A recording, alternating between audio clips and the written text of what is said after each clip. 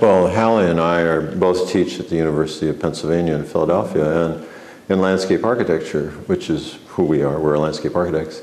And we have for many years given studios in other countries to take Americans and other foreign students that we have abroad to work in together, not on their own territory, but in someone else's place, so they can learn a lot about other parts of the world, but they can also, in some fresh way, try to help wherever they are.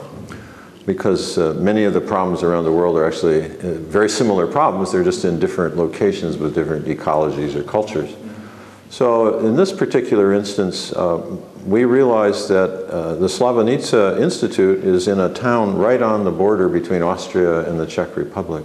And it was right on the Iron Curtain. And of course, there are not just dozens, but hundreds of towns and villages along what was the former Iron Curtain that have serious problems economically and socially, and some of them environmentally, fairly serious, because of those 40, 50 years of being cut off from each other and an arbitrary separation of land that is really once was unified.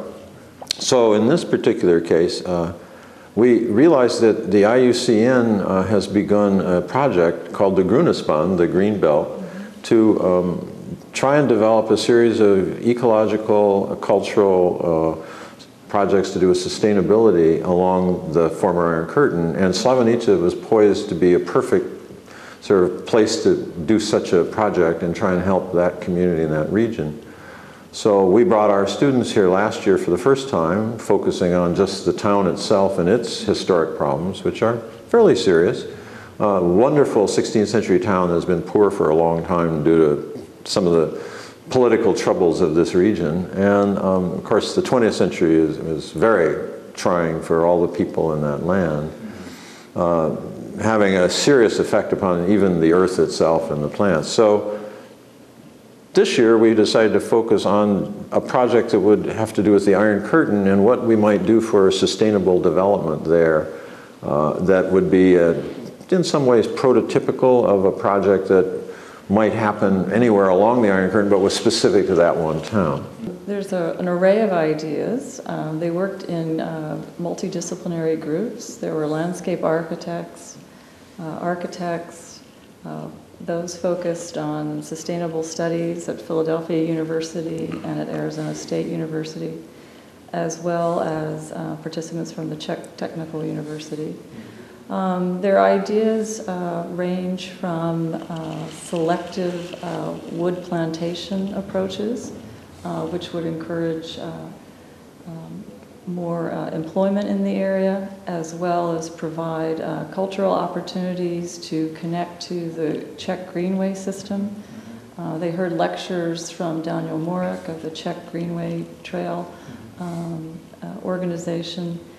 Now, there are places around the world that have encountered difficulty in this period in history because a lot of the young people go to the city, and the historic fabric struggles in these communities, yet there still are many people there. Mm-hmm. And the agriculture is, having been industrialized, has led to some problems with erosion and pollution and that sort of thing. And also there's serious unemployment and economic problems.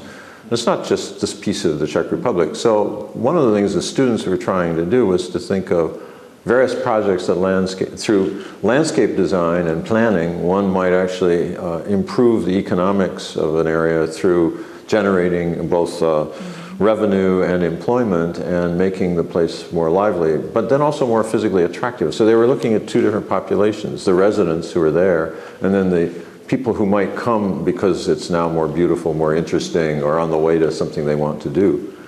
And so that, and at the same time, producing a more viable ecology that is more diverse, healthier, and therefore more attractive and interesting as well. So these things are self-reinforcing, and they were looking to see how landscape projects at the scale of the problem might actually help leverage change that would be productive.